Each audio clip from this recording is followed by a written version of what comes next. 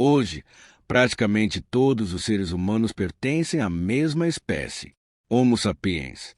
Vivemos em cidades, construímos estradas, enviamos máquinas para outros planetas, modificamos rios, florestas e oceanos. É fácil olhar para o mundo atual e imaginar que os seres humanos sempre estiveram no centro dele. Mas, durante quase toda a história da Terra, nós nem sequer existíamos.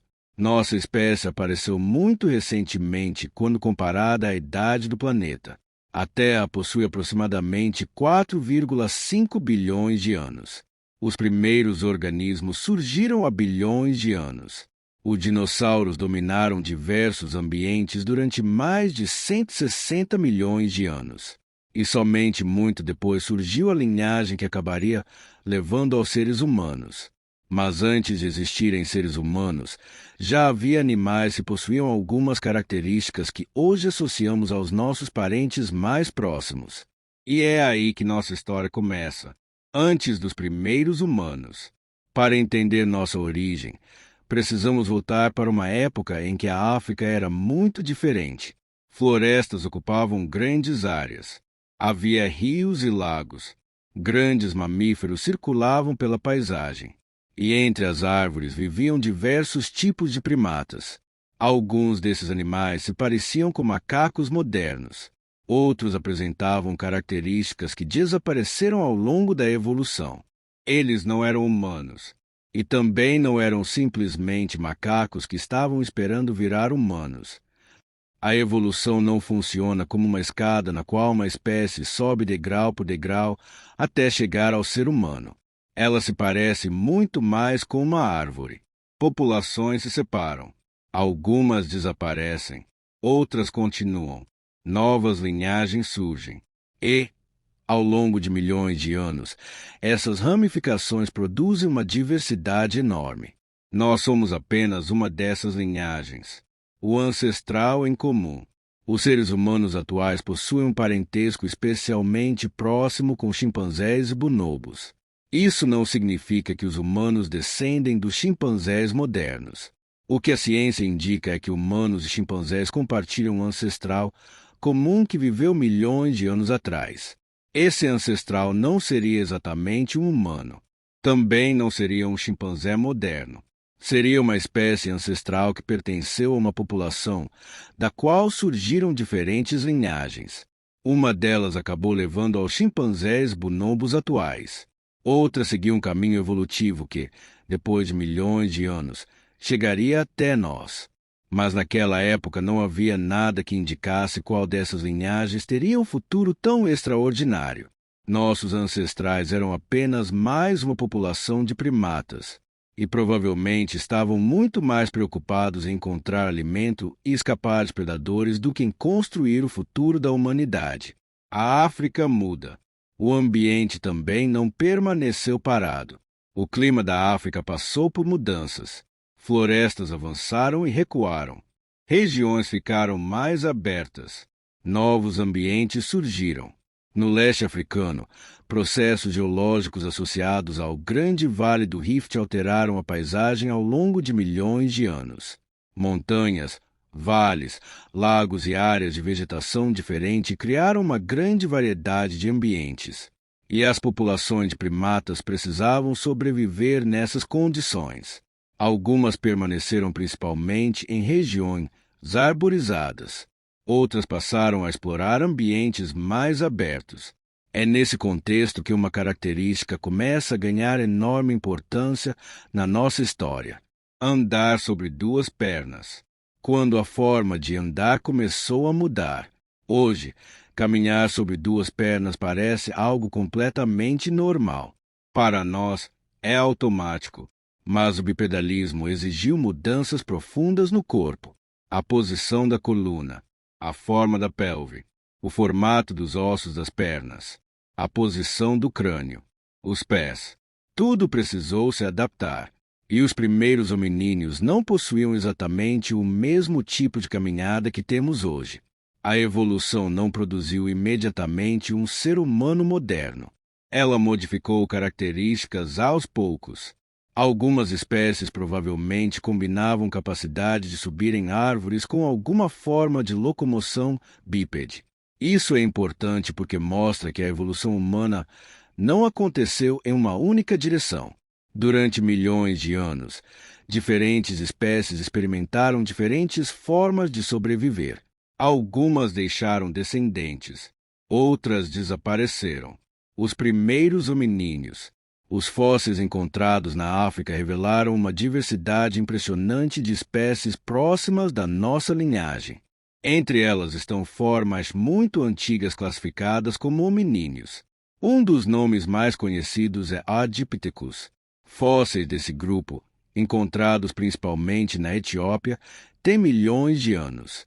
Eles apresentam uma combinação curiosa de características, algumas relacionadas à locomoção sobre duas pernas, outras associadas à vida em árvores. Isso ajuda a mostrar que nossos ancestrais não abandonaram simplesmente as árvores, começaram a caminhar como seres humanos modernos. A transição foi muito mais complexa, e ainda existem discussões científicas sobre exatamente como essas mudanças aconteceram.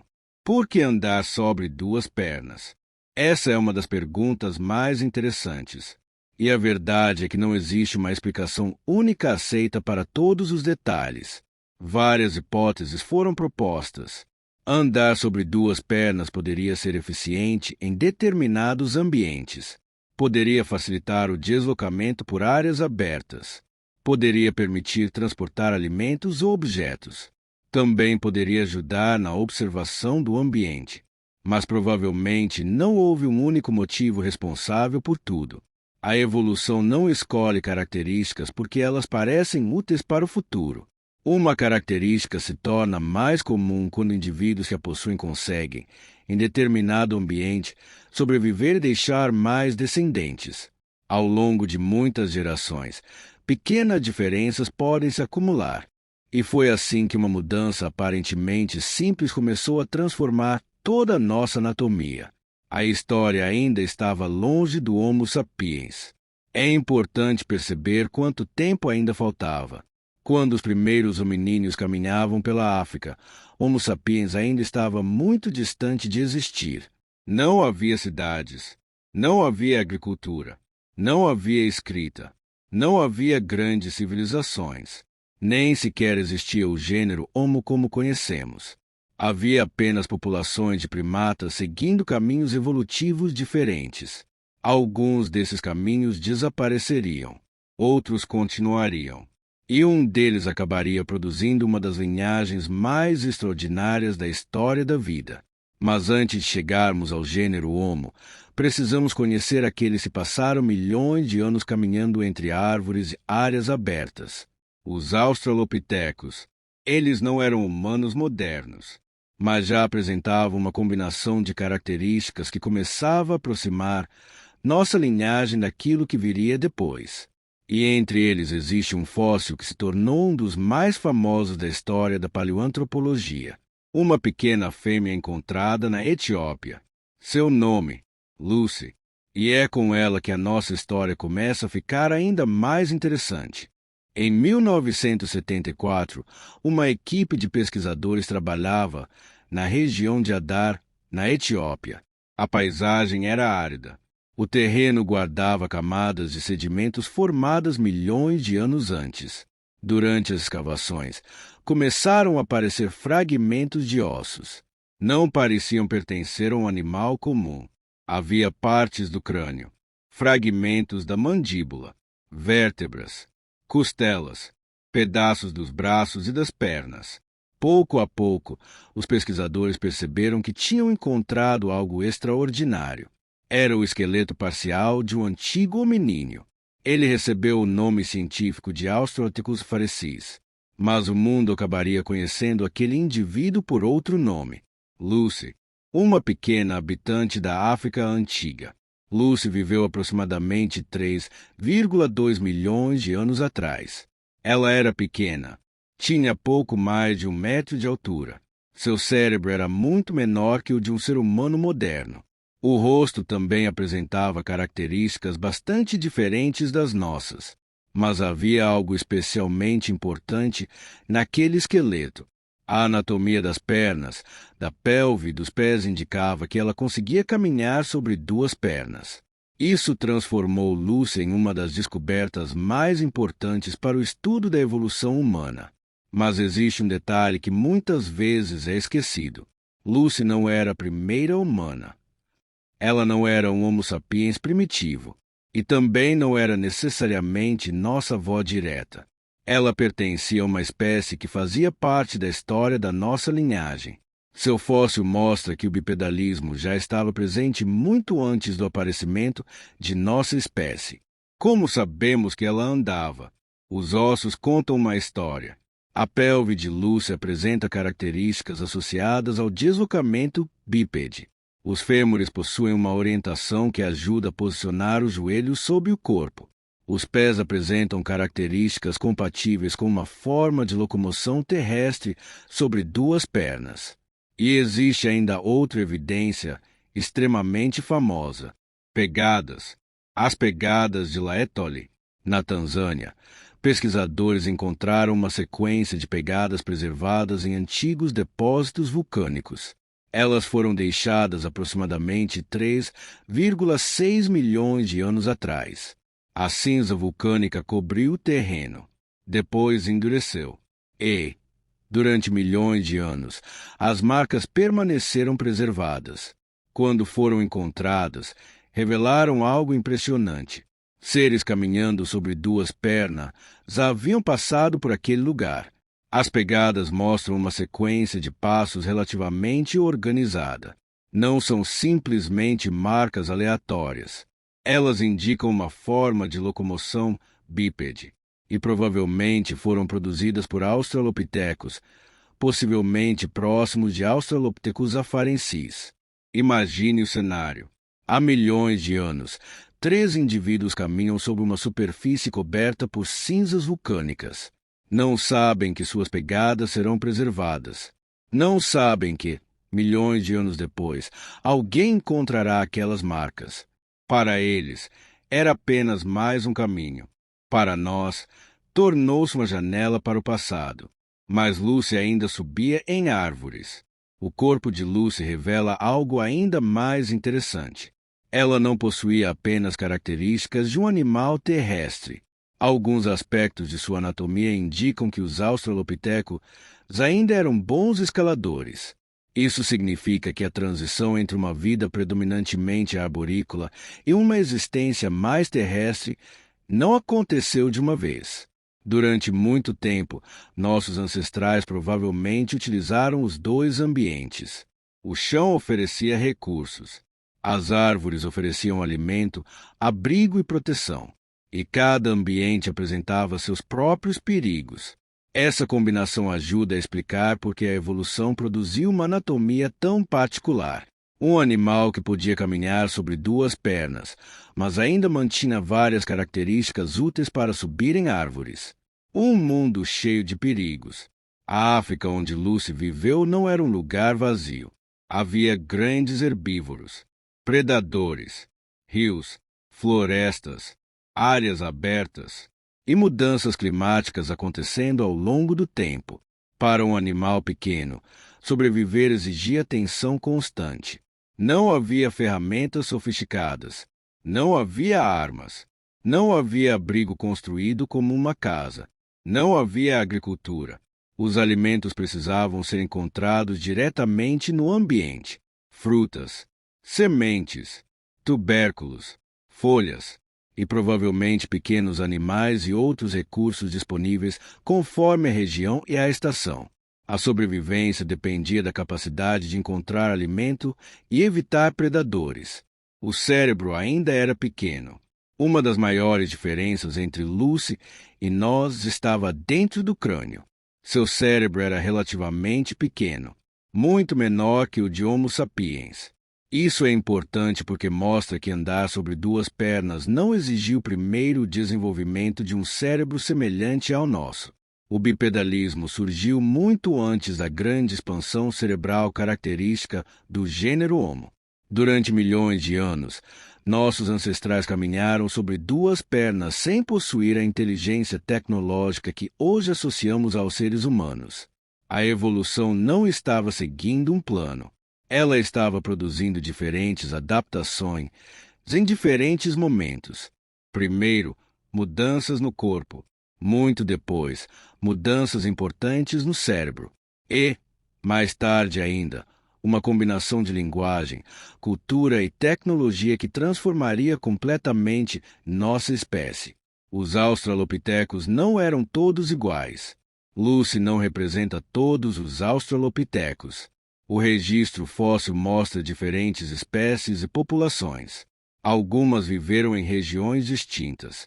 Algumas possuíam dentes maiores. Outras apresentavam diferenças no tamanho do corpo. Havia adaptações relacionadas à alimentação e ao ambiente, e algumas dessas linhagens coexistiram.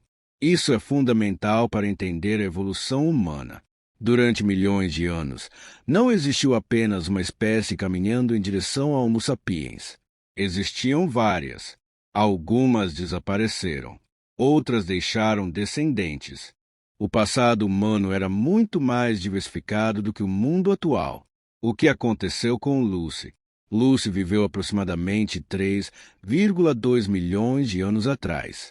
Depois disso, sua espécie continuou existindo durante algum tempo, mas eventualmente desapareceu. Não sabemos exatamente por que a Australopithecus afarensis deixou de existir. Mudanças ambientais podem ter desempenhado algum papel. Competição entre espécies também pode ter influenciado. E é possível que diferentes fatores tenham atuado juntos. O desaparecimento de uma espécie, porém, não significou o fim da nossa história. Outras linhagens continuaram, e algumas delas começaram a apresentar características diferentes. Os dentes mudaram, o corpo mudou, a alimentação mudou, e, em determinado momento, surgiu uma nova transformação. O cérebro começou a aumentar de maneira mais significativa. As mãos começaram a ser utilizadas de formas cada vez mais sofisticadas. E surgiram ferramentas de pedra associadas aos primeiros representantes do gênero Homo. Ainda faltava muito para chegarmos ao ser humano moderno, mas alguma coisa estava começando a mudar. A linhagem que durante milhões de anos havia sobrevivido principalmente através do corpo e do comportamento começava a depender cada vez mais de algo novo, a tecnologia. E quando uma pedra passou a ser transformada deliberadamente em uma ferramenta, a relação entre nossos ancestrais e o ambiente mudou para sempre. Durante milhões de anos, nossos ancestrais sobreviveram utilizando principalmente aquilo que o próprio corpo oferecia. Mãos, dentes, pernas. Eles conseguiam caminhar, subir em árvores, encontrar alimentos, evitar predadores. Mas então apareceu uma mudança que parecia simples. Uma pedra começou a ser utilizada de maneira deliberada. Não era apenas uma pedra encontrada no chão. Era uma pedra escolhida, golpeada e modificada para produzir uma borda útil. Esse pequeno gesto representou uma mudança gigantesca, porque, pela primeira vez, nossos ancestrais estavam alterando deliberadamente um objeto do ambiente para realizar uma tarefa específica. As primeiras ferramentas. Algumas das ferramentas de pedra mais antigas conhecidas têm aproximadamente 2,6 milhões de anos. Elas estão associadas à chamada indústria olduvaiense, ou Oldovan. Os objetos podem parecer extremamente simples para nós. Pedras quebradas, fragmentos cortantes, núcleos de rocha. Mas a simplicidade engana. Para produzir uma lasca afiada, era necessário escolher uma pedra adequada, segurá-la de determinada maneira, golpear em um ponto específico e controlar o impacto. O resultado era uma ferramenta capaz de produzir uma borda muito mais cortante do que a maioria dos objetos naturais disponíveis. Para que serviam? Provavelmente tinham várias funções. Uma lasca poderia ajudar a cortar a carne. Poderia ser utilizada para retirar tecidos de animais. Poderia quebrar ou processar determinados alimentos vegetais. Poderia auxiliar na abertura de materiais duros. E diferentes ferramentas poderiam ser utilizadas de maneiras diferentes. Mas existe algo que precisamos lembrar. Não encontramos necessariamente uma etiqueta dizendo: esta pedra era usada para cortar carne. Os arqueólogos precisam interpretar as evidências. Marcas microscópicas na superfície das ferramentas podem indicar como foram utilizadas. Os padrões de fratura também podem revelar como uma pedra foi produzida. E restos de animais encontrados próximos às ferramentas ajudam a reconstruir o comportamento desses grupos. A ciência trabalha juntando essas pistas. Quem produziu as primeiras ferramentas? Essa pergunta é mais complicada do que parece. Durante muito tempo, pesquisadores associaram diretamente as primeiras ferramentas ao Homo habilis. O próprio nome significa aproximadamente homem habilidoso. Mas hoje sabemos que a história é mais complexa. Existem evidências de ferramentas muito antigas e discussões sobre quais espécies exatamente foram responsáveis por determinadas tecnologias. Isso significa que não podemos simplesmente afirmar: Homo habilis inventou a primeira ferramenta. A evolução humana não foi organizada dessa maneira. Diferentes espécies podem ter produzido ferramentas. Algumas tecnologias podem ter surgido mais de uma vez. E certas ferramentas podem ter sido utilizadas por espécies diferentes em períodos distintos. O importante é que o comportamento tecnológico estava começando a se tornar uma característica importante de nossa linhagem. Uma nova relação com o ambiente. Imagine um ancestral humano encontrando um osso duro. Sem ferramenta, suas possibilidades são limitadas. Com uma pedra adequada, ele pode quebrá-lo. Pode acessar partes internas. Pode extrair recursos que antes eram difíceis de alcançar. A ferramenta funciona como uma extensão do corpo. A mão segura. A pedra corta. O cérebro coordena os movimentos. Essa combinação começa a criar uma vantagem. E existe uma consequência ainda maior. Uma ferramenta pode ser reutilizada. Uma habilidade pode ser aprendida. E uma técnica pode ser transmitida para outro indivíduo. Aqui começa a aparecer algo que seria fundamental para a nossa história. Cultura. Aprender com outros. Um animal pode descobrir uma maneira eficiente de realizar determinada tarefa.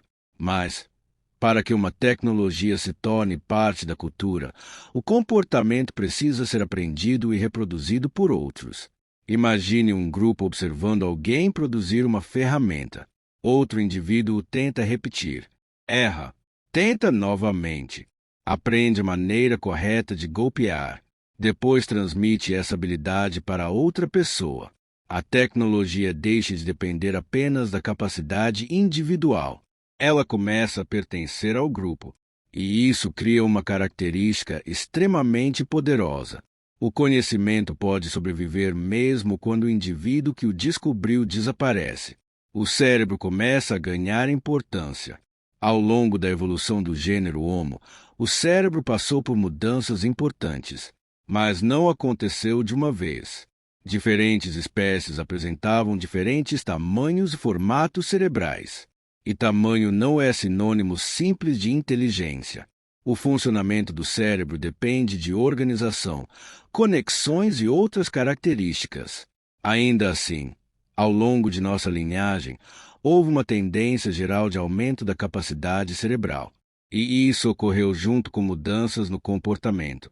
Ferramentas mais elaboradas, novas estratégias de alimentação, maior capacidade de adaptação e, posteriormente, formas mais complexas de organização social. Mas para que tudo isso acontecesse, nossos ancestrais precisavam de energia, muita energia. E uma das grandes mudanças da história humana começou justamente com a alimentação. Mais carne, mais energia. Os primeiros humanos não eram necessariamente grandes caçadores como imaginamos. Durante muito tempo, provavelmente aproveitavam uma combinação de recursos: frutas, vegetais, tubérculos, sementes, insetos, pequenos animais e restos de animais mortos. Ferramentas de pedra permitiam processar alguns desses alimentos com maior eficiência: cortar carne, separar tecidos, quebrar ossos, acessar a medula. E isso poderia aumentar a quantidade de energia disponível. Mas a história estava prestes a ficar ainda mais interessante. Porque em algum momento nossos ancestrais começaram a controlar uma força que havia existido no planeta durante centenas de milhões de anos. O fogo. O fogo muda tudo. Aqui nossa história encontra um tema que já exploramos. O fogo existia muito antes dos seres humanos. Raios podiam iniciar incêndios. Vulcões produziam chamas. Vegetação seca queimava naturalmente. Mas controlar o fogo era outra coisa. Não bastava encontrar uma fogueira natural. Era necessário manter as chamas, transportar combustível, proteger o fogo e, eventualmente, aprender a produzi-lo. O controle do fogo permitiu cozinhar alimentos, forneceu calor, ajudou na proteção contra predadores e possibilitou ocupar regiões mais frias. Mas as evidências mais antigas sobre controle sistemático do fogo são difíceis de interpretar. Existem locais com indícios muito antigos de uso do fogo, mas distinguir uma fogueira produzida por humanos de um incêndio natural pode ser extremamente complicado. Por isso, os pesquisadores analisam várias evidências juntas: pedras queimadas, sedimentos alterados pelo calor, carvão, cinzas, distribuição dos restos e o contexto arqueológico, a história do fogo humano. Portanto, não é uma simples data, é uma longa investigação. E então eles começaram a viajar. O gênero Homo também trouxe outra transformação. Nossos ancestrais começaram a deixar a África. Não sabemos exatamente qual foi o primeiro grupo a realizar essas migrações, mas sabemos que diferentes espécies humanas chegaram a outras partes do mundo muito antes do surgimento das sociedades modernas. Alguns alcançaram regiões da Ásia. Depois, diferentes populações chegaram à Europa. Esses deslocamentos aconteceram durante períodos enormes. Não foi uma única grande expedição. Foram muitas ondas de migração. Populações avançavam. Algumas desapareciam. Outras permaneciam. E algumas davam origem a novas populações. O planeta estava começando a ser ocupado por diferentes espécies humanas. Mas o caminho estava apenas começando.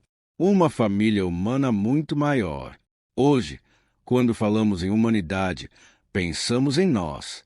Mas durante grande parte da pré-história, isso seria impossível. Existiram várias espécies humanas. Algumas eram muito diferentes. Outras possuíam características surpreendentemente próximas das nossas. Neandertais, denisovanos, Homo erectus, Homo heidelbergensis, entre outras. Eles caminharam por diferentes regiões do planeta, desenvolveram ferramentas, controlaram o fogo em diferentes contextos, caçaram, construíram abrigos e sobreviveram durante centenas de milhares de anos. Nós não somos simplesmente resultado inevitável de uma linha evolutiva. Somos os sobreviventes de uma história muito mais complicada. E em algum momento, uma dessas espécies começaria a dominar uma capacidade que mudaria ainda mais profundamente nossa relação com o mundo. A capacidade de atravessar enormes distâncias. A partir daí, nossa história deixaria de ser exclusivamente africana.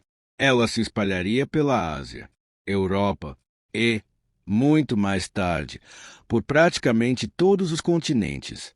Há uma diferença enorme entre sobreviver em um lugar e conseguir ocupar novos territórios. Durante milhões de anos, nossos ancestrais viveram principalmente na África. Então uma espécie começou a aparecer em regiões muito distantes de sua origem. Homo erectus.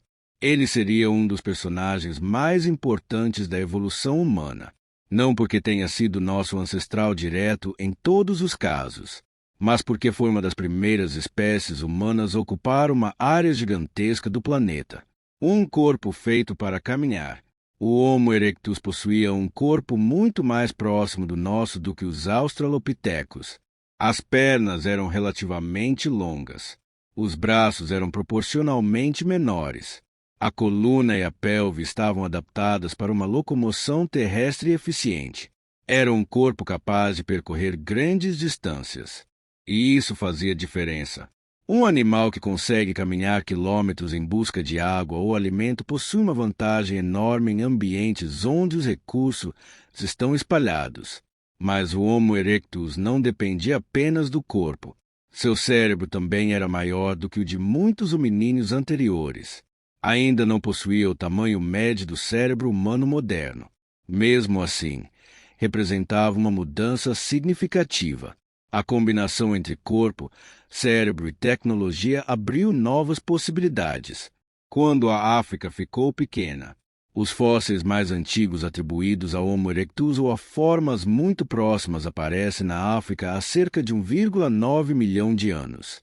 E depois encontramos evidências de populações humanas muito antigas em outras regiões. Uma das descobertas mais importantes aconteceu em Dmanisi, na atual Geórgia. Ali foram encontrados fósseis humanos com aproximadamente 1,8 milhão de anos. Isso mostra que seres humanos muito antigos já haviam alcançado regiões fora da África em uma época extremamente remota. Não estamos falando de navegadores com mapas. Não havia cidades. Não havia estradas. Esses grupos simplesmente avançavam pelo ambiente, seguiam animais, procuravam água, exploravam novas regiões. E algumas dessas populações acabavam permanecendo ali. A primeira grande expansão. A expansão do Homo erectus foi extraordinária. Populações relacionadas a ele chegaram a regiões da África, Ásia e provavelmente partes da Europa. Existem fósseis e ferramentas associados a esses grupos em lugares muito distantes entre si. China, Indonésia, Geórgia e diversas regiões africanas. Isso significa que uma espécie humana conseguiu viver em ambientes muito diferentes. Florestas, campos, regiões mais frias, áreas tropicais. Cada novo ambiente exigia adaptação. E a capacidade de aprender era uma vantagem. Uma pedra mais sofisticada. As ferramentas associadas a muitos Homo erectus incluem os famosos machados de mão acheulenses. Eles eram muito mais elaborados do que algumas das ferramentas mais antigas. A pedra era trabalhada em várias partes. O objetivo era produzir uma forma relativamente padronizada. Uma borda, uma ponta, uma superfície adequada para segurar. Isso demonstra maior controle sobre a produção, mas também revela algo mais profundo. A ferramenta não era apenas um objeto improvisado. Existia uma espécie de padrão. O indivíduo precisava aprender uma técnica, e essa técnica precisava ser mantida dentro da população. Isso é um indício importante de transmissão cultural. Um cérebro maior exige mais energia. O cérebro é um órgão extremamente caro em termos energéticos. Manter um cérebro grande exige muita energia, e isso coloca uma pressão importante sobre a alimentação. O Homo erectus possuía mudanças no corpo e no comportamento que provavelmente aumentavam sua capacidade de obter energia. A dieta pode ter se tornado mais diversificada. O processamento de alimentos com ferramentas tornou-se mais eficiente. E o uso do fogo, em algum momento da história dessas populações, pode ter desempenhado um papel importante. Mas precisamos ter cuidado.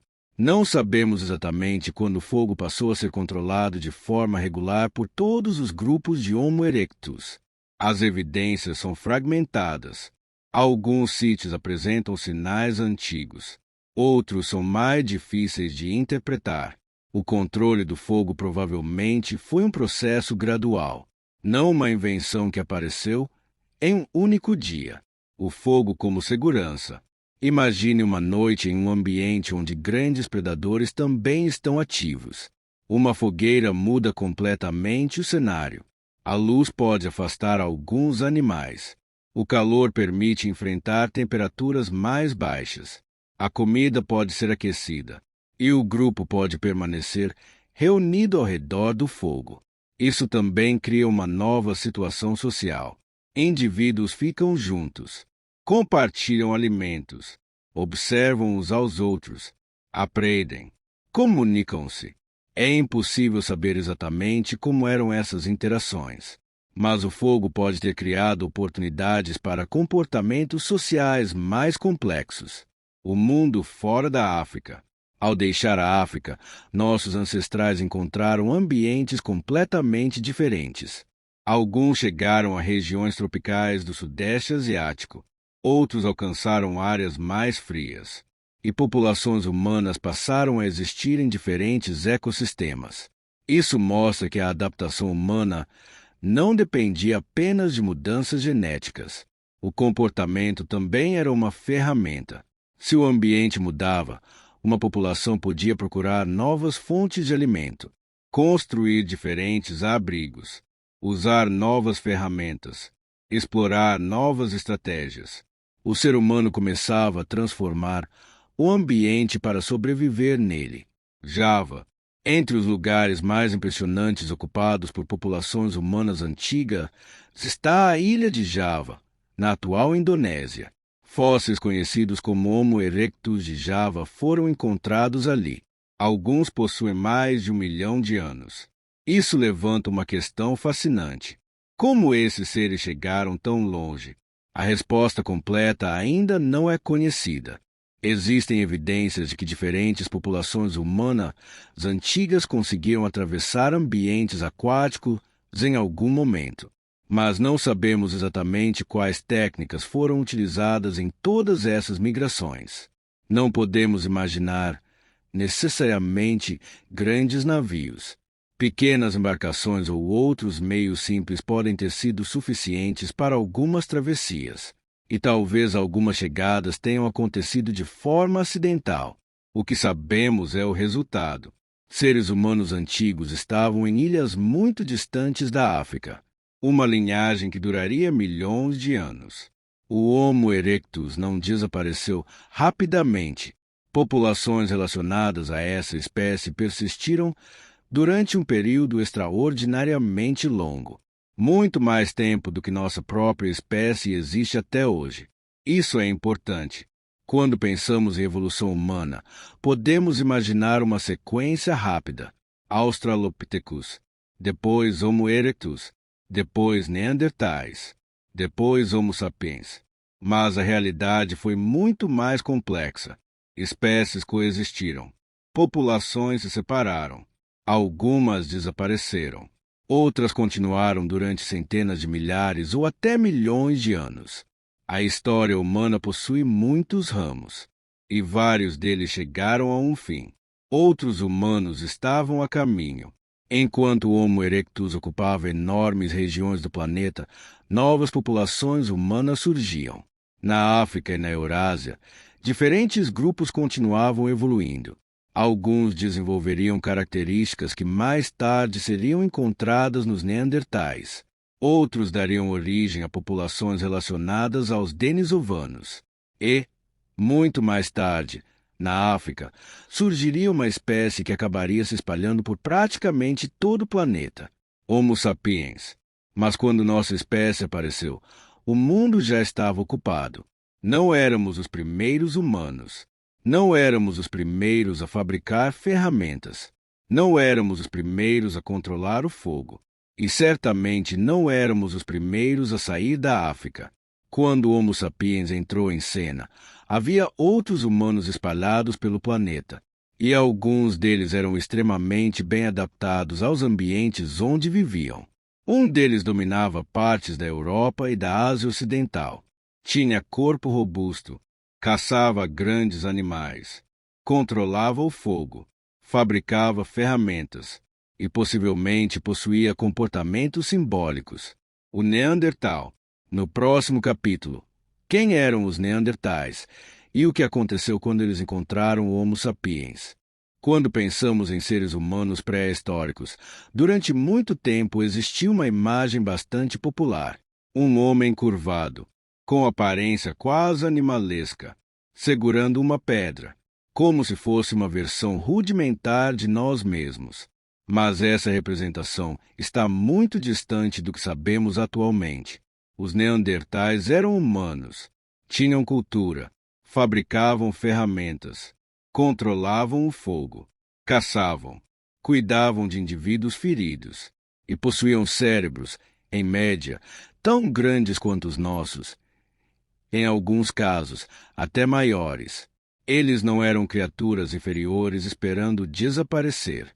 Era uma população humana extremamente adaptada ao mundo em que viviam. Um humano da era glacial. Os neandertais viveram principalmente na Europa e em partes da Ásia Ocidental. Sua história se estendeu por centenas de milhares de anos. Durante esse período, o clima passou por enormes oscilações. Florestas avançavam, depois desapareciam. As temperaturas caíam. Grandes áreas ficavam cobertas por gelo, e animais enormes dominavam determinadas regiões. Mamutes, rinocerontes lanudos, bisões, cavalos selvagens, veados. Era um mundo difícil, e o corpo dos neandertais refletia essa realidade. Um corpo preparado para o frio. Os neandertais eram geralmente mais robustos do que os humanos modernos.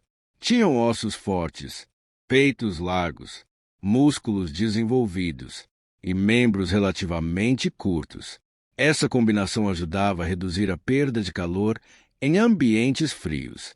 Imagine caminhar por uma paisagem europeia durante uma fase glacial. Ventos fortes, temperaturas baixíssimas, pouca vegetação em determinadas regiões e grandes animais espalhados pela paisagem. Para sobreviver, era necessário possuir estratégias eficientes, e os neandertais tinham várias. Caçadores. As ferramentas neandertais pertencem principalmente à chamada indústria musteriense. Eram produzidas através de técnicas relativamente sofisticadas de trabalho da pedra. Uma mesma pedra podia ser preparada para produzir diferentes tipos de lascas. Isso permitia criar ferramentas adaptadas a diferentes tarefas. Mas os neandertais também eram excelentes caçadores. Provavelmente perseguiam e emboscavam grandes animais. Essa atividade era perigosa, muito perigosa. Os esqueletos neandertais apresentam uma quantidade impressionante de lesões, fraturas, traumas, ferimentos que cicatrizaram. Alguns pesquisadores chegaram a comparar o padrão de determinadas lesões com o observado em pessoas envolvidas em atividades de alto risco. A caça de perto contra grandes animais provavelmente cobrava um preço alto, mas os neandertais não caçavam sozinhos o tempo todo. A cooperação era fundamental. Cuidar dos feridos.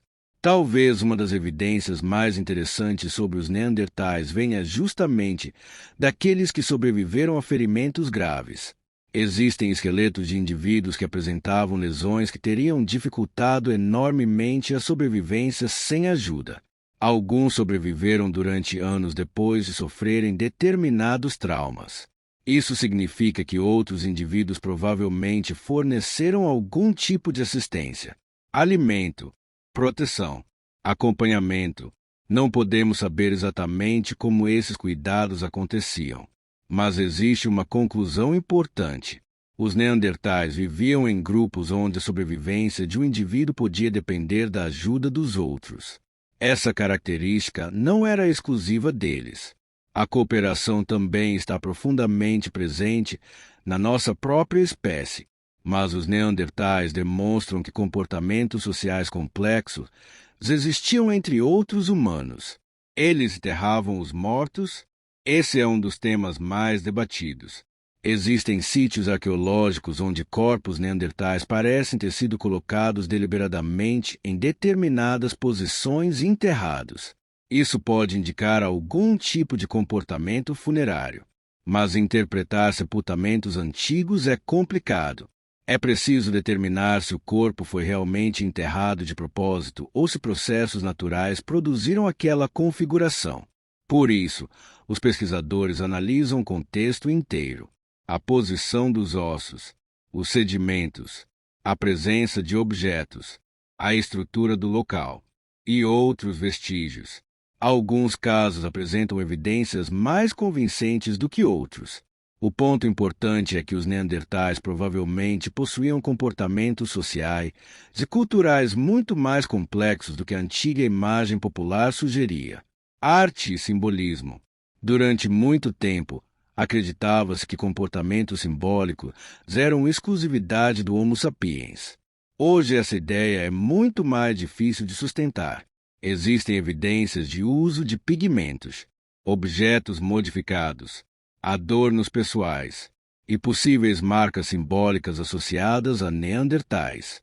Algumas cavernas da Península Ibérica apresentam pinturas e marcas que podem ter sido produzidas por neandertais.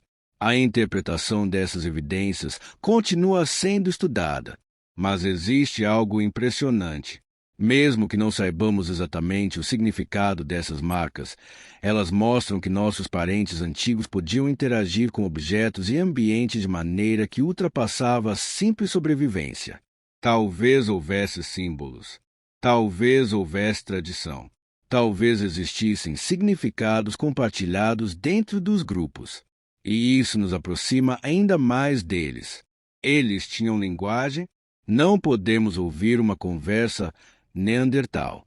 Nenhum registro sonoro foi preservado, mas existem pistas anatômicas e genéticas. A anatomia do ouvido de alguns neandertais era compatível com a percepção de uma ampla faixa de sons. Além disso, alterações genéticas relacionadas à comunicação estão presentes tanto em humanos modernos quanto em neandertais. Isso não prova que falavam exatamente como nós. Também não permite reconstruir uma língua neandertal, mas torna plausível que possuíssem algum sistema complexo de comunicação vocal. E talvez a comunicação tenha sido uma das ferramentas mais importantes para a sobrevivência desses grupos. Então chegamos nós. Enquanto os neandertais ocupavam partes da Europa e da Ásia, outra população humana vivia na África. Homo sapiens. Nossa espécie surgiu na África aproximadamente 300 mil anos atrás. Não apareceu de repente como uma população completamente diferente. Assim como aconteceu com outras espécies, sua origem foi resultado de mudanças acumuladas ao longo de muito tempo. Populações africanas antigas apresentavam combinações de características anatômicas que gradualmente se aproximavam do padrão humano moderno. E, em determinado momento, já existiam seres humanos com anatomia essencialmente moderna. Mas ainda havia uma enorme diferença.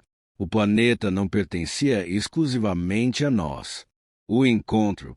Em algum momento, grupos de Homo sapiens começaram a sair da África em novas ondas de migração e chegaram a regiões onde outros humanos já viviam.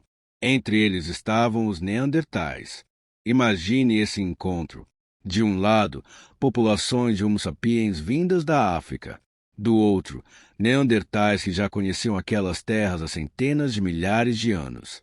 Eles conheciam os animais, conheciam as estações, conheciam os abrigos, sabiam onde encontrar água e tinham suas próprias ferramentas e estratégias. Não sabemos exatamente como foram esses primeiros encontros. Podem ter ocorrido confrontos, podem ter ocorrido trocas, podem ter existido períodos de convivência e, em algum momento, ocorreu algo que hoje sabemos graças à genética. Eles tiveram descendentes juntos.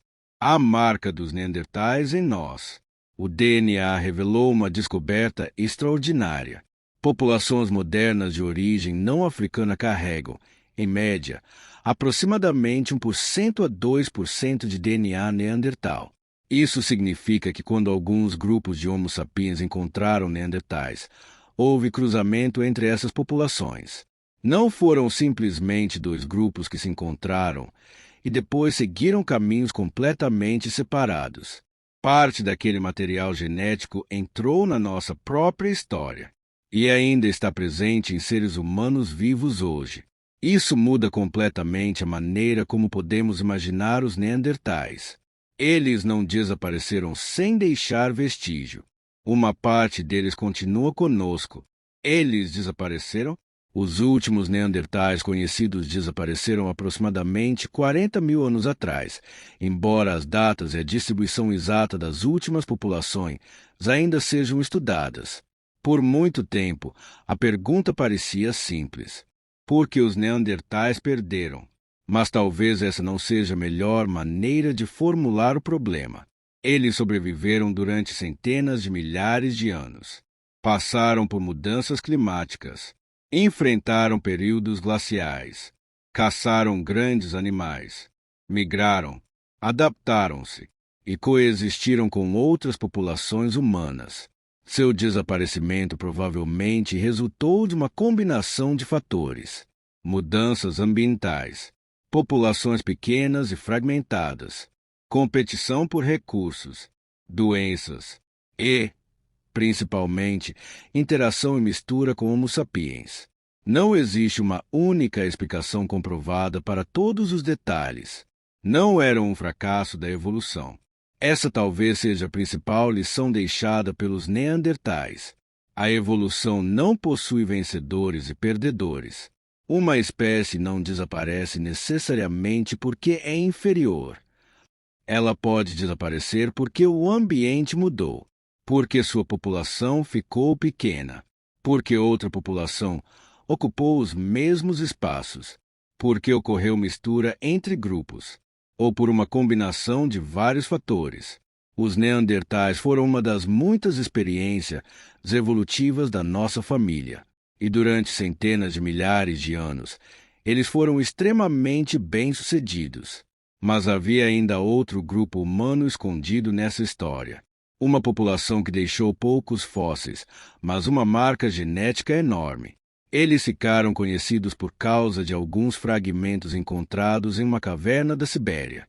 Seu nome veio de um lugar, Denisova, e quando os cientistas conseguiram recuperar seu DNA, descobriram que a história humana era ainda mais complicada do que imaginavam.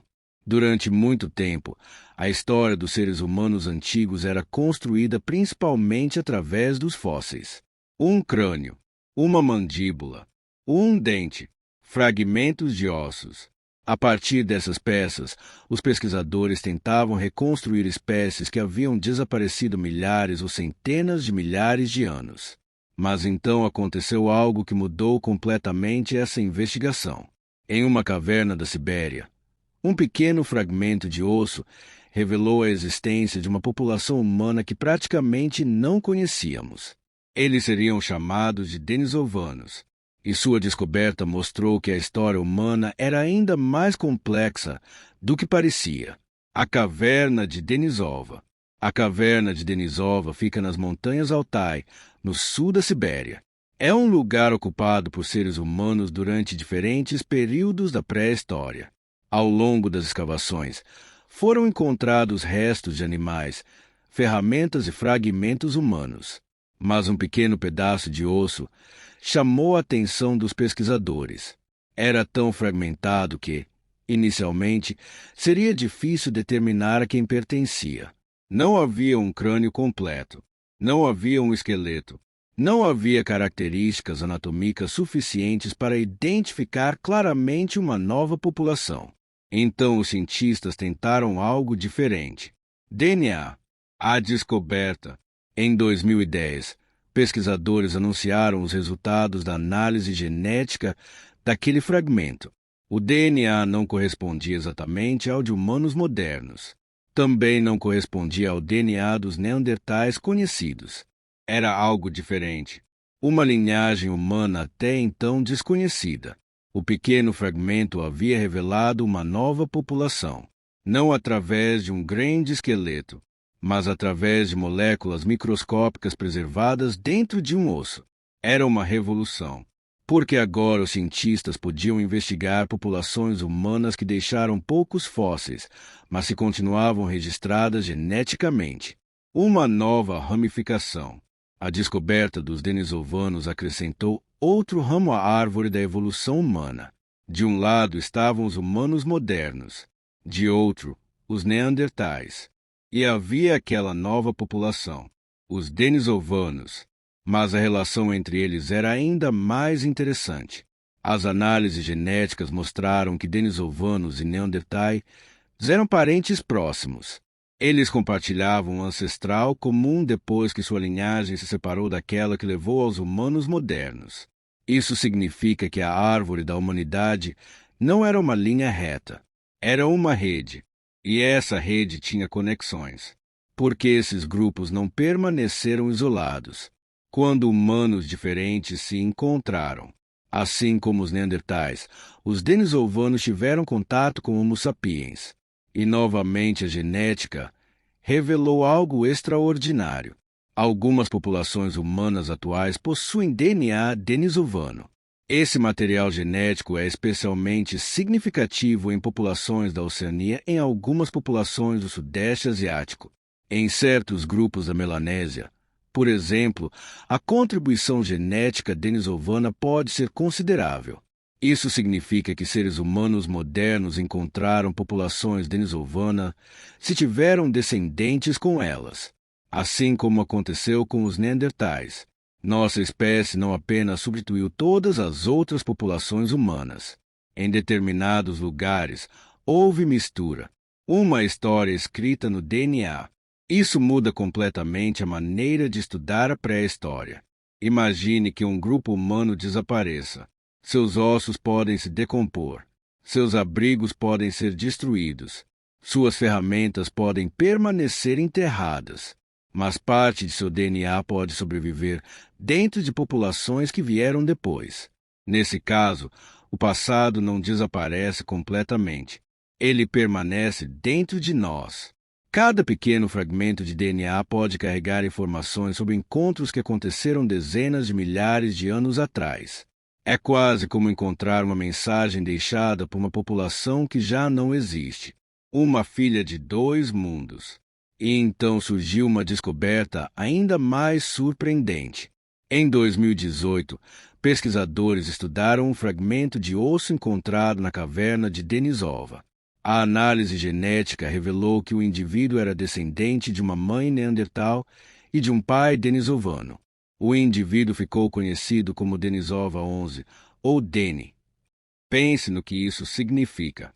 Duas populações humanas diferentes encontrarão-se, tiveram descendentes, e uma dessas pessoas viveu em uma caverna na Sibéria há mais de 50 mil anos. Milhares de anos depois, seu pequeno fragmento de osso ajudaria os cientistas a reconstruir parte dessa história. É uma das evidências mais extraordinárias de mistura entre diferentes grupos humanos antigos.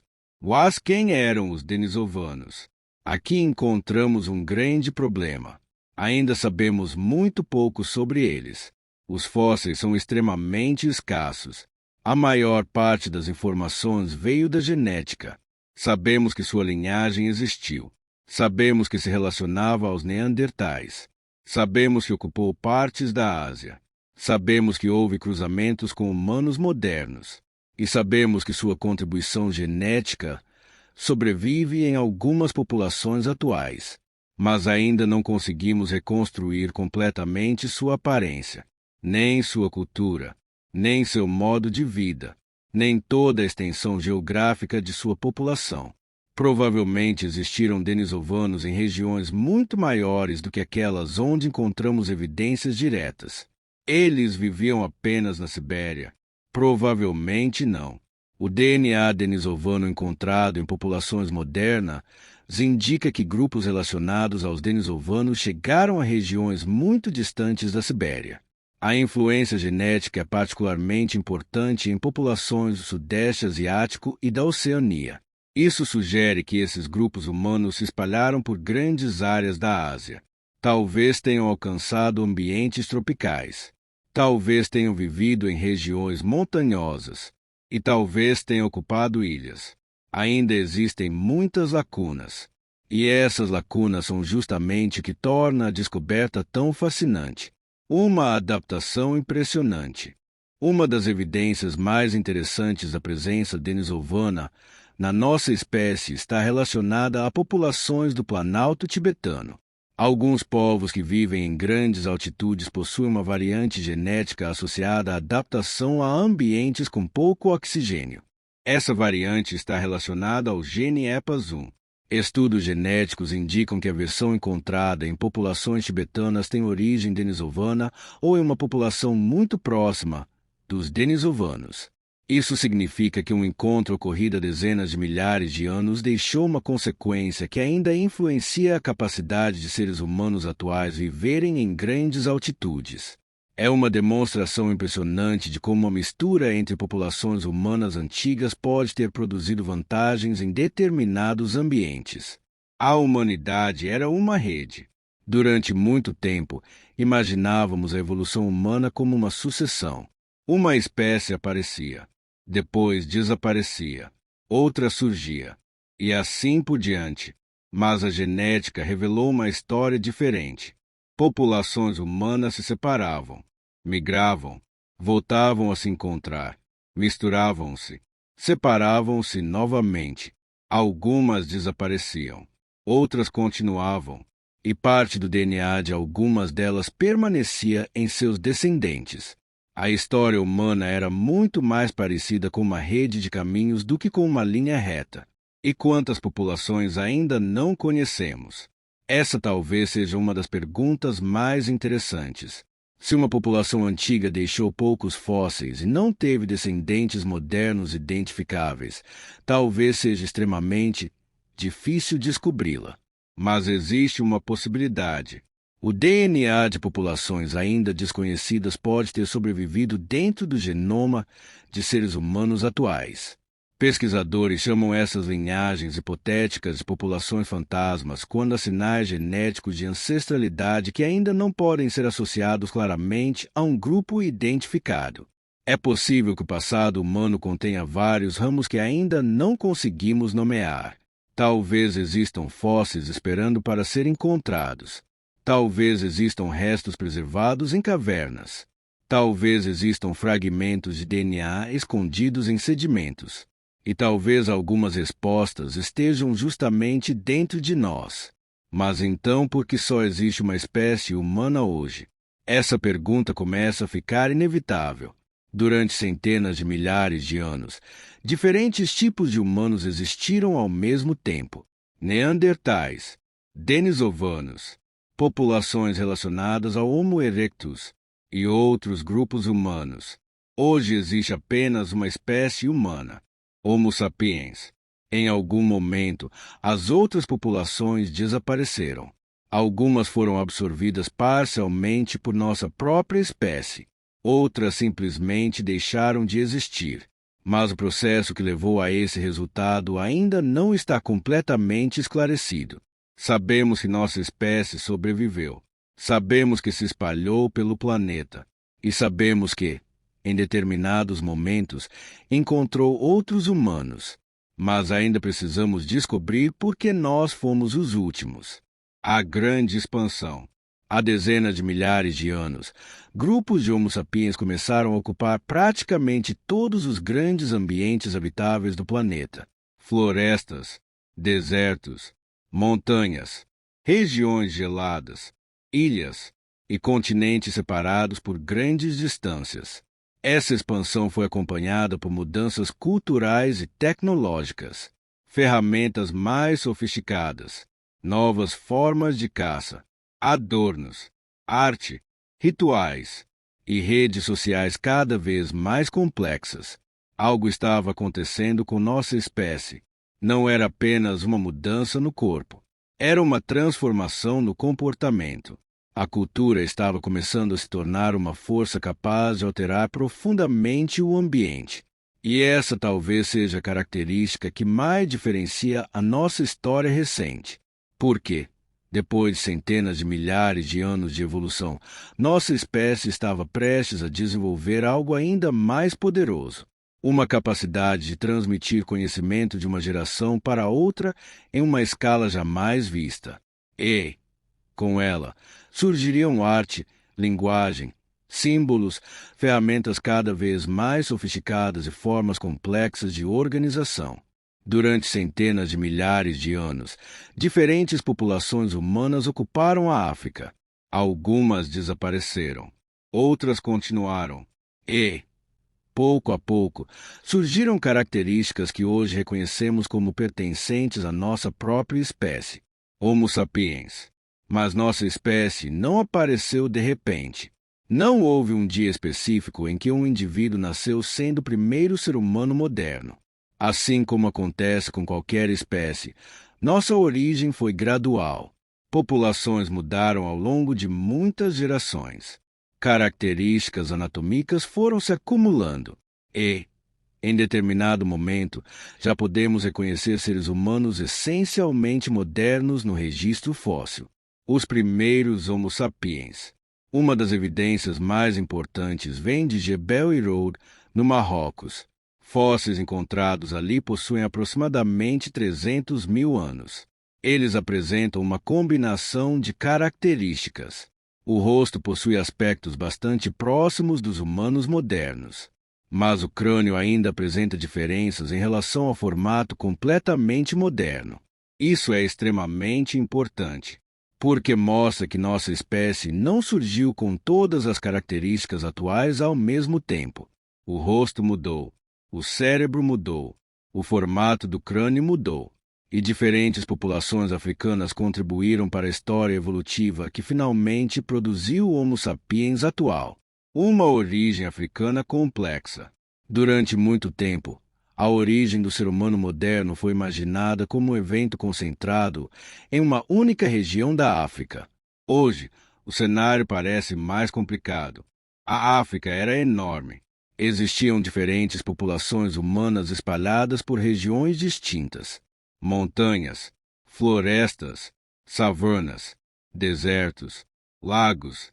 Essas populações podiam ficar separadas durante longos períodos.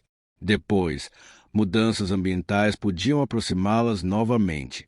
Grupos podiam migrar, misturar-se, separar-se e voltar a entrar em contato. Nossa espécie provavelmente surgiu dentro dessa complexa rede de populações africanas. Por isso, falar simplesmente em um lugar onde nasceu Homo sapiens pode ser uma simplificação excessiva. Nossa origem foi provavelmente um processo distribuído por diferentes populações e regiões. O corpo moderno. Os seres humanos modernos possuem uma anatomia bastante diferente daquela dos neandertais. Nosso esqueleto é geralmente mais leve. A pelve possui outra configuração. O crânio é mais arredondado. A face é relativamente pequena e menos projetada para frente. E o cérebro apresenta uma forma característica. Mas existe algo curioso. Ter um cérebro grande não era novidade. Neandertais também possuíam cérebros grandes. Então, o que tornou nossa espécie tão bem-sucedida? A resposta provavelmente não está em uma única característica. É possível que nossa vantagem tenha vindo da combinação de várias: cooperação, comunicação, aprendizado social, tecnologia, mobilidade, capacidade de adaptar comportamentos rapidamente e uma característica especialmente poderosa: cultura cumulativa, o conhecimento que não morre com o indivíduo. Imagine uma pessoa descobrindo uma maneira melhor de fabricar uma ferramenta. Se ela morre sem transmitir o conhecimento, a descoberta pode desaparecer. Mas imagine agora que ela ensine outra pessoa. Essa segunda pessoa aprende. Depois aperfeiçoa a técnica. Ensina uma terceira. E a terceira modifica novamente. Depois de centenas de gerações, pequenas melhorias podem se acumular. Uma geração começa onde a anterior terminou. Essa capacidade de acumular conhecimento cultural é uma das características mais importantes da nossa espécie. Ela permite que mudanças comportamentais ocorram muito mais rapidamente do que mudanças genéticas. O corpo leva muitas gerações para mudar. A cultura pode mudar em poucas décadas, e isso começaria a transformar completamente nossa relação com o planeta. A África dos primeiros sapiens. Os primeiros Homo sapiens viviam em ambientes muito diferentes. Alguns grupos ocupavam regiões próximas a lagos e rios. Outros exploravam áreas abertas. Havia populações em regiões costeiras. A alimentação variava conforme o ambiente. Peixes, moluscos, frutas, tubérculos, sementes, animais terrestres e uma enorme variedade de outros recursos. A capacidade de aproveitar diferentes alimentos dava flexibilidade. Se uma fonte desaparecesse, outra poderia ser explorada. Essa flexibilidade seria extremamente importante quando nossa espécie começasse a migrar para regiões desconhecidas. A grande saída da África. O Homo sapiens não ficou confinado ao continente africano. Populações começaram a se deslocar para outras regiões. Mas é importante lembrar, não existiu uma única migração para fora da África. Provavelmente ocorreram várias ondas de expansão.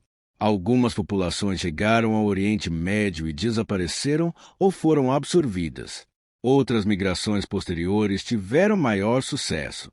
Uma delas acabaria contribuindo para a maior parte da ancestralidade de populações humanas atuais fora da África. Essas expansões ocorreram dezenas de milhares de anos atrás.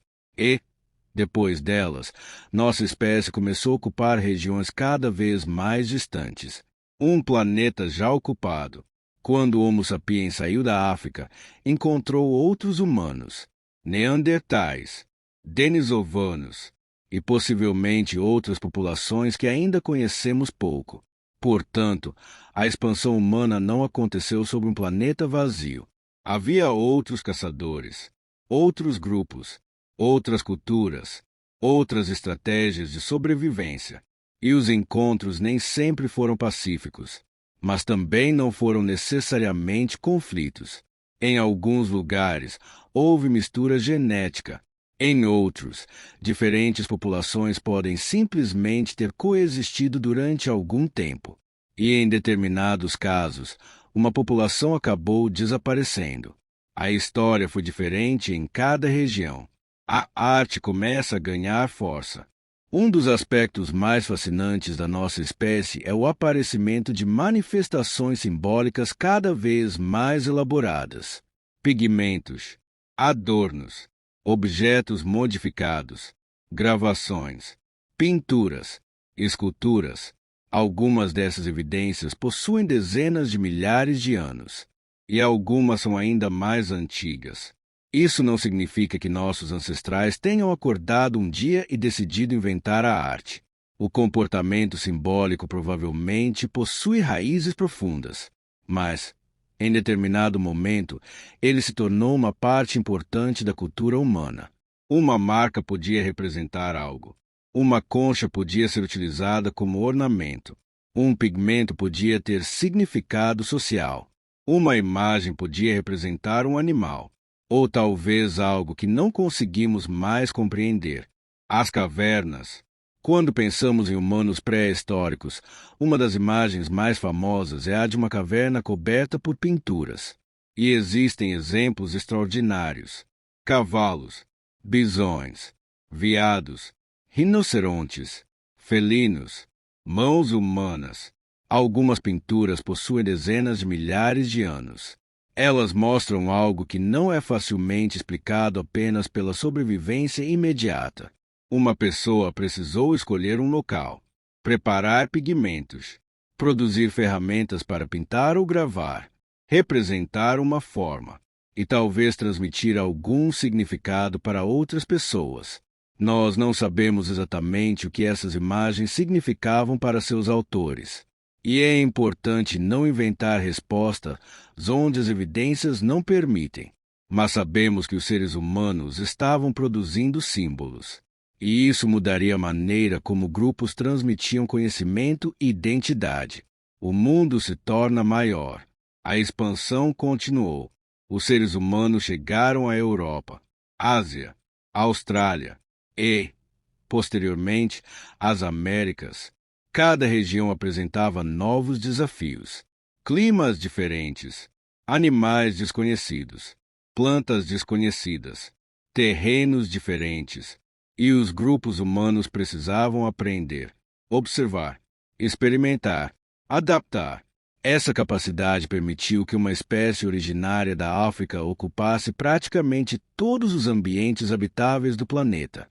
Mas existe uma pergunta ainda mais interessante. Como eles conseguiam transmitir tanta informação? Como ensinar onde encontrar água? Como explicar quais plantas eram perigosas? Como coordenar uma caçada? Como ensinar a fabricar uma ferramenta? Como transmitir histórias? Como preservar a memória de um grupo? A resposta provavelmente envolve uma capacidade que começou a se tornar cada vez mais importante. A linguagem. A linguagem. Não sabemos exatamente quando surgiu a linguagem humana. Nenhum fóssil preserva uma frase. Nenhum osso consegue registrar uma conversa. Por isso, essa parte da nossa história possui muitas incertezas. Mas a anatomia, a neurologia, a genética e o comportamento arqueológico fornecem pistas. O cérebro humano possui estruturas extremamente complexas relacionadas à produção e compreensão da linguagem. Nossa anatomia vocal permite produzir uma enorme variedade de sons. E nossa capacidade de aprender símbolos e combiná-los em estruturas complexas é extraordinária. Talvez a linguagem tenha começado com sistemas muito mais simples. Sons, gestos, expressões e, ao longo de muitas gerações, tornou-se cada vez mais sofisticada. Não sabemos exatamente como, mas o resultado está diante de nós. Uma espécie capaz de comunicar não apenas o que está acontecendo agora, mas também o que aconteceu ontem, o que poderá acontecer amanhã, o que alguém imagina, o que alguém acredita, e até coisas que nunca existiram. A vantagem de contar. Um indivíduo pode conhecer um caminho seguro, mas uma comunidade que consegue explicar esse caminho para seus descendentes possui uma vantagem enorme. Um caçador pode descobrir o comportamento de um animal. Se conseguir transmitir essa informação, todo o grupo se beneficia. Uma pessoa pode encontrar uma planta comestível. Outra pode aprender como prepará-la. Uma terceira pode aperfeiçoar o método. O conhecimento começa a se acumular, e a humanidade passa a carregar algo que nenhuma geração anterior possuía exatamente da mesma maneira: a memória coletiva. Mas ainda somos caçadores e coletores. Apesar de toda essa transformação cultural, os primeiros humanos modernos ainda estavam muito longe das sociedades atuais. Não havia estados, não havia cidades, não havia agricultura, não havia dinheiro, não havia escrita. Os grupos eram relativamente pequenos. As pessoas dependiam diretamente do ambiente. Seguiam animais, mudavam de acampamento, coletavam alimentos, conheciam profundamente o território. A vida era difícil, mas também existia uma enorme capacidade de adaptação. Durante dezenas de milhares de anos, esse modo de vida funcionou. E então aconteceu outra transformação. Os seres humanos começaram a modificar não apenas ferramentas, começaram a modificar a própria natureza ao redor deles. Plantas passaram a ser cultivadas, animais começaram a ser domesticados, comunidades passaram a permanecer em determinados lugares. A população cresceu, e os primeiros assentamentos permanentes começaram a surgir. A humanidade estava prestes a abandonar lentamente a vida exclusivamente nômade. E, com isso, começaria uma transformação que mudaria completamente nossa espécie: a agricultura. Durante centenas de milhares de anos, nossa espécie viveu principalmente na África. Ali, diferentes populações humanas se desenvolveram, se separaram e voltaram a entrar em contato. Mas, em determinado momento, alguns grupos começaram a avançar para além do continente. Não foi uma única viagem. Não houve um líder. Não existia um plano para conquistar o mundo. Foram movimentos graduais de pequenas populações. Gerações nasciam, grupos se deslocavam, novos territórios eram explorados e, pouco a pouco, o Homo sapiens começou a ocupar praticamente todos os grandes ambientes habitáveis do planeta. O primeiro passo para fora da África. A saída da África aconteceu em diferentes momentos. Existem evidências de presença de Homo sapiens fora da África muito antigas, inclusive no Oriente Médio. Algumas dessas populações aparentemente não deram origem às principais populações não africanas atuais. Isso significa que algumas migrações podem ter acontecido e posteriormente desaparecido. Outras, porém, foram mais bem-sucedidas. Uma grande expansão posterior, iniciada dezenas de milhares de anos atrás, acabaria contribuindo para a ancestralidade da maioria das populações humanas que vivem hoje fora da África. Esses grupos avançaram lentamente, seguiram rios, exploraram costas, acompanharam animais e encontraram novos ambientes. A chegada à Austrália. Uma das maiores façanhas da pré-história aconteceu quando os seres humanos chegaram à Austrália. A região era separada do continente asiático por grandes áreas de água. Mesmo durante períodos em que o nível do mar era mais baixo, algumas travessias marítimas ainda eram necessárias. Isso significa que esses grupos precisavam possuir algum conhecimento de navegação ou, pelo menos, capacidade de realizar travessias deliberadas em águas abertas. Não sabemos exatamente como eram essas embarcações, nem como essas viagens foram planejadas, mas existe algo que sabemos com bastante segurança. Os seres humanos chegaram à Austrália há dezenas de milhares de anos e permaneceram. Populações humanas passaram a ocupar diferentes ambientes do continente: desertos, florestas, regiões costeiras, áreas úmidas. Cada lugar exigia conhecimentos específicos, plantas diferentes, animais diferentes, fontes de água diferentes. Ao longo de milhares de anos, esses conhecimentos foram transmitidos entre gerações. A Europa, enquanto alguns grupos avançavam pelo sul da Ásia, outros chegaram à Europa. Mas a Europa daquele período era muito diferente da atual. Grandes áreas estavam sujeitas ao frio intenso. Geleiras ocupavam vastos territórios. E enormes animais percorriam as paisagens. Mamutes, rinocerontes lanudos, bisões, cavalos selvagens, renas e muitos outros animais. Os seres humanos precisaram desenvolver roupas, abrigos, ferramentas, estratégias de caça e maneiras de lidar com temperaturas extremas. Mas havia outro detalhe. A Europa já era habitada. Os neandertais estavam ali. Durante milhares de anos, as duas populações humanas coexistiram em algumas regiões, e houve contato entre elas. A genética confirma que houve cruzamentos. Depois, os neandertais desapareceram, e o Homo sapiens permaneceu. Uma humanidade cada vez mais diversa.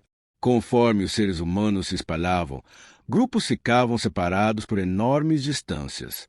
Uma população podia viver durante milhares de anos sem contato frequente com outra.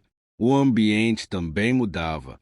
Uma comunidade que vivia no Ártico precisava desenvolver estratégias completamente diferentes daquela que vivia em uma floresta tropical. Uma população no deserto precisava conhecer profundamente as fontes de água. Uma comunidade costeira podia depender de peixes e moluscos. Outra podia depender principalmente de grandes animais terrestres. Essa diversidade ambiental ajudou a produzir uma enorme diversidade cultural. Ferramentas, roupas, abrigos, técnicas de caça, formas de comunicação, tradições e maneiras diferentes de interpretar o mundo. A humanidade começava a se tornar culturalmente muito diversa. E então veio a última grande fronteira, as Américas. Durante muito tempo, a chegada dos primeiros seres humanos às Américas foi uma das grandes perguntas da arqueologia. Hoje sabemos que populações humanas chegaram ao continente muito antes das grandes civilizações que conhecemos pela história. Durante os períodos glaciais, o nível do mar caiu. Uma enorme região de terra apareceu entre a Sibéria e o Alasca. Essa região ficou conhecida como Beríngia. Ela conectava, em determinados períodos, a Ásia ao noroeste da América do Norte. Populações humanas puderam avançar para essa região. E, em algum momento, grupos começaram a ocupar as Américas. A data exata e os caminhos dessas primeiras migrações continuam sendo estudados. Existem evidências arqueológicas cada vez mais antigas. E o cenário provavelmente foi muito mais complexo do que uma única migração simples. Mas o resultado foi extraordinário. Os seres humanos começaram a ocupar uma nova parte do planeta, do Ártico à Amazônia. Depois de chegar às Américas, as populações humanas se espalharam.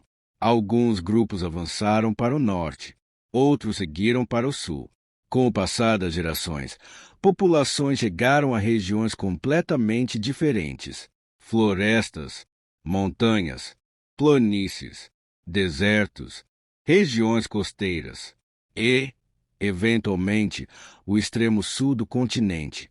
Isso significa que, em um período relativamente curto em comparação com toda a história da evolução humana, nossa espécie havia passado de uma população africana para uma espécie presente em praticamente todos os grandes ambientes do planeta. O que aconteceu com os outros humanos? Essa expansão teve uma consequência importante. As outras espécies humanas desapareceram. Os neandertais desapareceram. Os denisovanos deixaram de existir como população independente conhecida. Outras linhagens humanas também desapareceram. E o Homo sapiens acabou sendo a única espécie humana sobrevivente. Mas a palavra desapareceram precisa ser entendida com cuidado. Os neandertais não deixaram simplesmente de existir sem deixar qualquer marca. Parte de seu DNA permanece em milhões de seres humanos atuais. O mesmo acontece com a herança genética de populações relacionadas aos denisovanos. Portanto, nossa espécie não apenas substituiu outras populações. Em alguns casos, absorveu parte de sua história. Uma espécie, muitas humanidades. Hoje existe apenas uma espécie humana. Mas isso não significa que sempre tenha sido assim. Durante a maior parte da nossa história evolutiva, diferentes tipos de humanos existiram ao mesmo tempo. Alguns chegaram a conviver, alguns competiram, alguns se misturaram, outros desapareceram. Nós somos o último ramo sobrevivente dessa grande família. E talvez essa seja uma das coisas mais extraordinárias sobre nossa existência. Durante milhões de anos, a evolução produziu diferentes caminhos. Alguns terminaram. Um deles continuou, o nosso, mas ainda não existiam cidades. Quando pensamos na humanidade atual, é fácil imaginar que cidades, agricultura e estados são consequências naturais de nossa existência. Mas não são. Durante dezenas de milhares de anos, seres humanos viveram sem cidades, sem escrita, sem estados, sem reis, sem exércitos organizados como os conhecemos, sem grandes monumentos. A maioria das pessoas vivia em pequenos grupos. Caçava, coletava, pescava, migrava, conhecia profundamente o ambiente. A tecnologia era importante. A cultura era importante, a cooperação era essencial, mas a humanidade ainda dependia diretamente da natureza para obter praticamente tudo o que precisava. E isso estava prestes a mudar. O momento que mudou tudo. Em diferentes partes do planeta, algumas populações começaram a permanecer por períodos cada vez maiores em determinados lugares. Havia regiões com abundância de alimentos, plantas que podiam ser coletadas, animais que podiam ser acompanhados, rios, lagos, costas. Com o tempo, algumas comunidades passaram a experimentar novas formas de aproveitar esses recursos. Certas plantas começaram a ser cultivadas. Alguns animais começaram a ser domesticados. As pessoas passaram a permanecer mais tempo em determinados locais. Os assentamentos cresceram. A população aumentou. E uma mudança silenciosa começou a acontecer. O ser humano estava deixando de apenas seguir o alimento. Começava a produzir alimento. O fim de uma era. Por milhões de anos, nossa história foi marcada pela adaptação ao ambiente. Nossos ancestrais aprenderam a caminhar. Depois produziram ferramentas. Controlaram o fogo. Atravessaram continentes. Encontraram outros humanos. Aprenderam a sobreviver em desertos, florestas, montanhas e regiões congeladas. E finalmente chegaram a praticamente todos os cantos habitáveis do planeta. Mas agora uma nova transformação estava começando. A humanidade começaria a transformar o próprio ambiente em uma escala cada vez maior. Plantas seriam selecionadas. Animais seriam domesticados. Aldeias surgiriam. Depois cidades. Depois reinos. E, muito mais tarde, impérios. A escrita apareceria. A história registrada começaria. Mas tudo isso ainda estava no futuro. Por enquanto, existiam apenas pequenos grupos humanos diante de um planeta enorme. Eles não sabiam que estavam no início de uma transformação que mudaria a Terra para sempre. Não sabiam que seus descendentes construiriam cidades. Não sabiam que atravessariam oceanos. Não sabiam que levantariam monumentos. Não sabiam que criariam estados, religiões, impérios, sociedades complexas. Eles simplesmente continuavam vivendo, caçando, coletando, cuidando de seus filhos, contando histórias, aprendendo com os mais velhos e ensinando os mais jovens. E foi assim que chegamos até aqui. Depois de milhões de anos de evolução, o Homo sapiens finalmente havia conquistado o planeta. Mas a conquista do planeta não era o fim da história. Era apenas o começo de outra. Porque, pela primeira vez, os seres humanos estavam prestes a fazer algo completamente diferente. Não apenas sobreviver na natureza, mas começar a transformá-la. E dessa mudança nasceriam as primeiras aldeias. Depois, as primeiras cidades. E, finalmente, aquilo que chamamos de civilização.